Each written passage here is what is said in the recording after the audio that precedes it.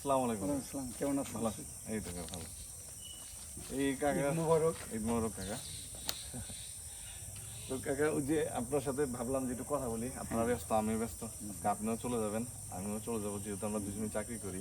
Right. তো ভাবলাম যে কিছু সময় আব্বার স্মৃতিচারণ করি, কারণ ছোটবেলা থেকেই আব্বার সাথে আপনাদের আত্মীয়তার সম্পর্ক আর কি। হ্যাঁ। যতটুকু জানি যে আমার আব্বার সাথে আপনার বাবা মানে দাদার সম্পর্কটা অনেক মামা অসাধারণ ভাগ্নে। ছিল, মামা ভাগ্নের সম্পর্ক ছিল আর কি। আর আমার দাদি ছিল বড় ফুপু, সবচেয়ে বড়, সবচেয়ে বড়। বড় ছিল, ফুপুদের ভিতর সবার বড়। সবচেয়ে বড় ছিল। কিন্তু আর ভাই ভাইদের ভিতর সবার বড় ছিল শেরালি মাতবা। সেরের মধ্যে আমার পরেই চাচা। আমার দাদি ছিল, তাই না? সেকেন্ড। তারপরে মানে এক দুইজন যমজ ছিল। এই জিনিসটা অনেকে হয়তো বা তোমার দাদি, আমার যে বড় ফুপু, উনি হওয়ার কিছুক্ষণ পর আরেক ফুপু পালিয়াটাঙ্গির জলিল ভাইয়ের মা, উনিও ওই হিসেবে যেহেতু পরে হয়েছে, উনি হলো দ্বিতীয়। সবার বড় তোমার এই দাদি। আমার দাদি। Right. হ্যাঁ। এই তো ইন্টারেস্টিং আর কি, এটা অনেকেই জানে না। জানে এটা না। অনেক পুরনো গল্প যে আমার দাদি টুইন ছিল। টুইন্স। আমার ইন্টারেস্টিং হচ্ছে মানে ব্লাড তো আসলে মানে জিনের বিষয় থাকে এখানে। সেই হিসেবে দেখেন আমার ভাইয়ের বাচ্চা দুইটা টুইন আর কি। তো আমি একটু আপনার কাছ থেকেই তো আমার আব্বার স্মৃতিচারণ শুনতে চাচ্ছি। আসলে ভাই সম্বন্ধে বলতে গেলে তো আসলে 2-4 মিনিটে শেষ করা যাবে না। ভাই হলো আমাদের অত্যন্ত মহব্বতের ফুফাতো ভাই। আমার বড় ফুপুর দ্বিতীয় ছেলে। সবার বড় ছিল তোমার কেরামত ভাই। তিনি অনেক আগে মারা গেছেন, আল্লাহ তাকে বেস্ট নসিব করুক। তাই ভাই আসলে ভাইয়ের সাথে হাজারো স্মৃতি আমার। যেহেতু ছোটোবেলায় যখন ভাই সাভারে পড়াশোনা করছে, বাবার সাথে এত আত্মিক সম্পর্ক ছিল, যখনই বাড়িতে আসতো আমার মনে আছে তোমার দাদা, আমার বড় ফুপা হাজি ফৈজুদ্দিন মাতব্বর, এনারা এবং আমাদের বড় চাচা শেরলি মাতব্বর, এরা সবসময় একসাথে চলত। মানে বাবা যত সেই 1965 সালে প্রথম চেয়ারম্যান হয়, আমি জানি যে, আমি যতটুকু শুনছি যে বাবার নির্বাচনে এই শেরালি মাতবার আর তোমার দাদা হাজি ফৈজুদ্দিন এরা করতো কি, টুপি পাজামা পাঞ্জাবি পরে, সাদা পাজামা পাঞ্জাবি এবং লাঠি নিয়ে বিভিন্ন আত্মীয় স্বজনের বাড়ি যাইত। এবং তারা মানে ভোট কামানোর জন্য রাত, কোনো এক গ্রামে ঘুরতে ঘুরতে গেছে, রাত হয়ে গেছে, ওই কোনো আত্মীয় বাসায় রাত থেকে আসছে। মানে কপিল চেয়ারম্যানকে এত সম্মানের স্থানে উঠানোর পিছনে আত্মীয় স্বজনেদের সবচেয়ে বড় ভূমিকা। সেখানে তোমার সেই দাদার সবচেয়ে মানে আমি মনে করি যে ওই সময় সবচেয়ে শিক্ষিত তোমার বাবা, এডুকেটেড পার্সন ছিলেন। আর বাবা বাবা হিসেবে তুমি যেমন তোমার বাবাকে নিয়ে গর্ব করো, আমি ফুফাতো ভাই হিসেবে আমরাও তারা নিয়ে গর্ব করি। কারণ তার ব্যবহার, আচরণ, কোনো মানুষ বলতে পারবে না যে হাজী রহমতুল্লাহ কারোর সাথে একটুকু চোখ রাঙানো তো দূরের কথা, যে হাসি ছাড়া কথা বলছে। সবসময় স্মাইলিং ফেস ছিল। দূর থেকে দেখলে এই হাত নাড়ানোর একটা অভ্যাস ছিল, কিরে বাবুল কেমন আছো, আমি যে সালাম দিতেছি, সালাম দেওয়ার আগেই সে আমার এটা বলে ফেলত।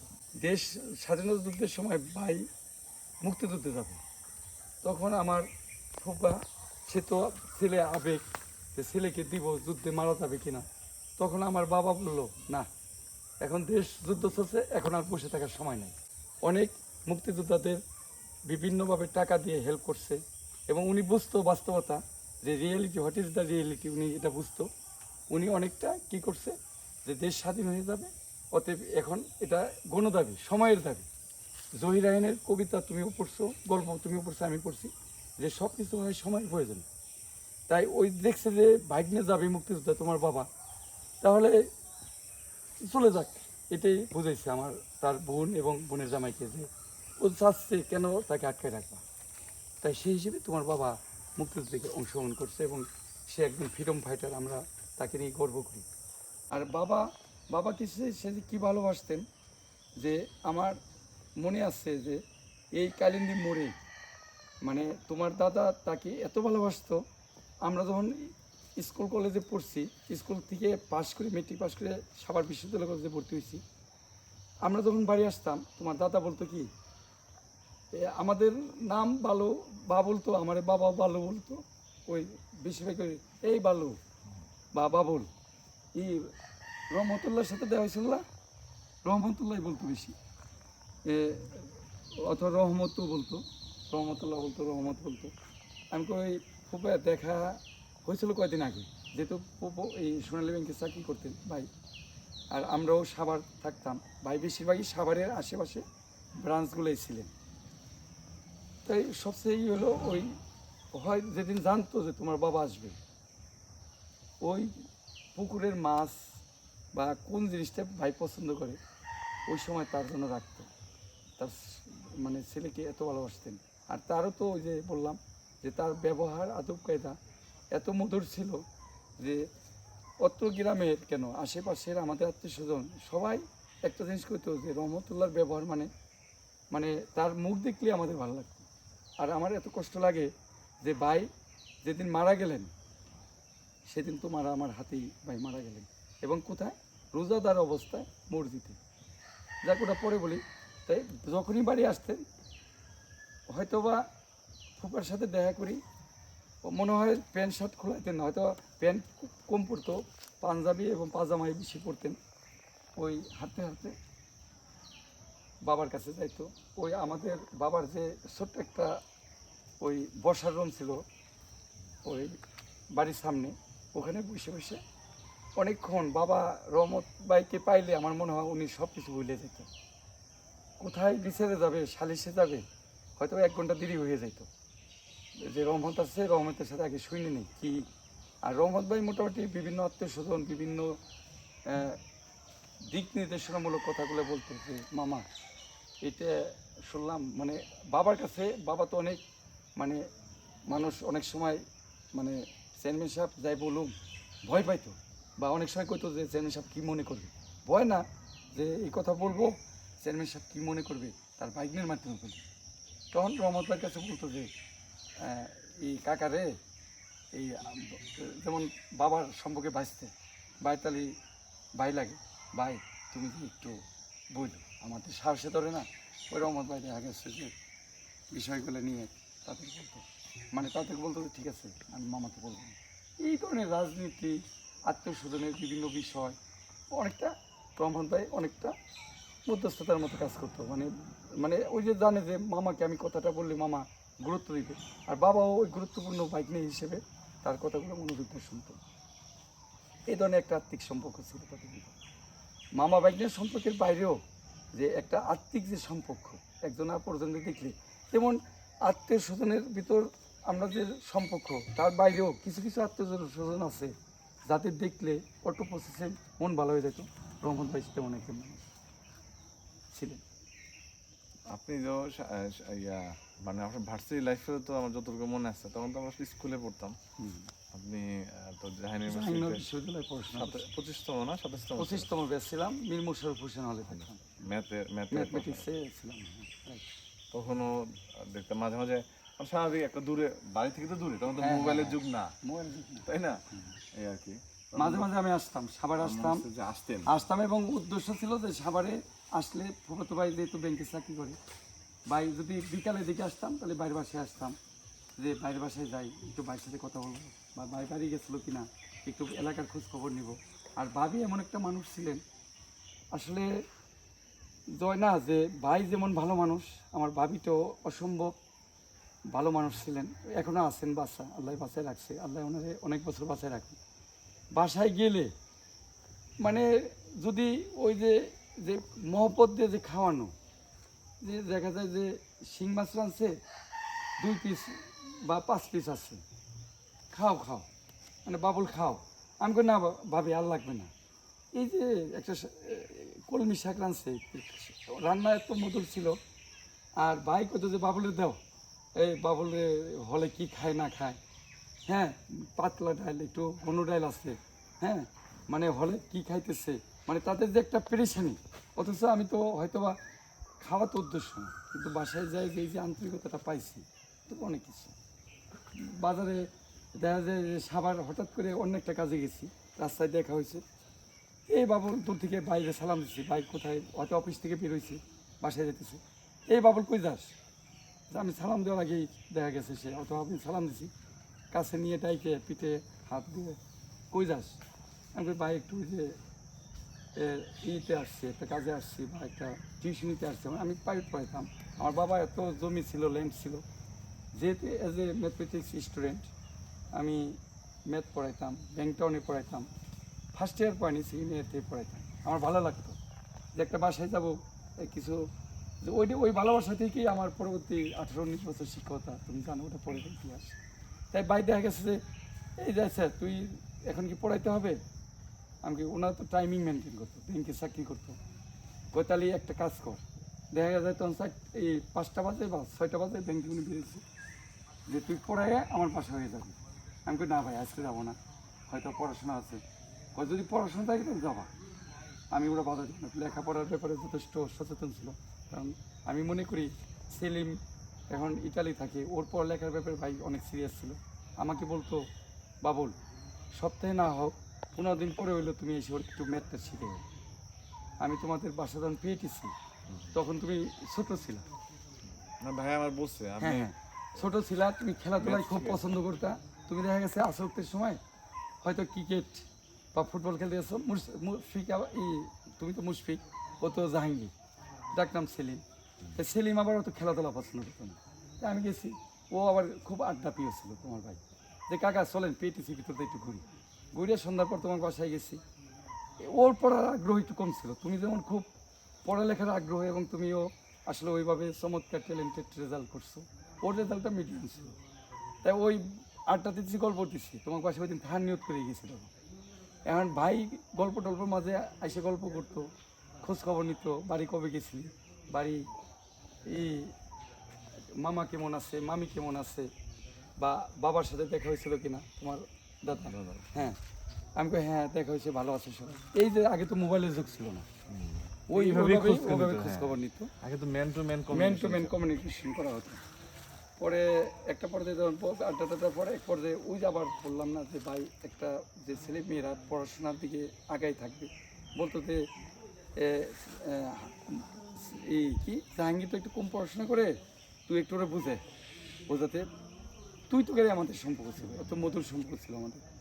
এখন তো পরের দিকে আমার কষ্ট লাগতো, ভাই আমার তুমি কইতো, আজকে ভাই নাই, তার শূন্যতা আমরা প্রতি মুহূর্তে অনুভব করতেছি। তাই এই হলো ভাই সম্বন্ধে বললে আসলে সারাদিন ভরে বলতে পারবো, অনেক স্মৃতি ভাই সম্বন্ধে। আর সেলিম এখন অসুস্থ, আল্লাহ ওরে সুস্থতা দান করুন। আল্লাহ ইটালিতে আসছে, ভাই মারা গেলেন, ভাইয়ের স্মৃতি, ভাইয়ের প্রতিটা স্মৃতি আমাদের প্রতিটা মুহূর্তই করে। ওনার যে একটা আত্মীয়তার বন্ধন ধরে রাখা, সম্পর্ককে মজবুত করে রাখা, এটা সারা জীবন ওনার চেষ্টা ছিল।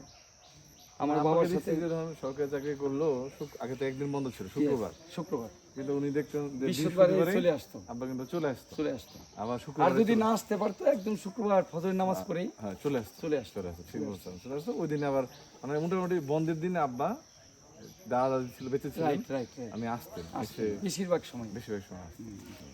মানে ওনার দাদা দাদির প্রতি একটা হ্যাঁ অন্য ধরনের একটা আকর্ষণ ছিল, অন্য ধরনের একটা ভালোবাসা ছিল। ছোটবেলায় কোনো স্মৃতি মনে পড়ে? এখন তো ছোটবেলায় যেটা স্মৃতি বলে, আমরা তো ভয় পাইতাম।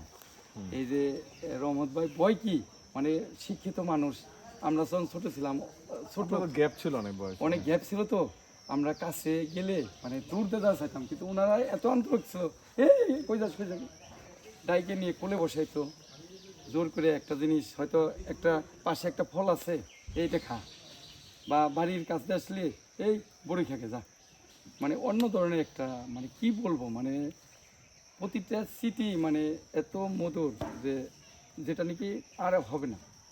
এখন যে আমরা এই যে মানে এই জেনারেশনের কাজিনদের যে সম্পর্কটা, এই জিনিসটা আর বুঝতে পারবে না যে কতটা আন্তরিক একটা জিনিস।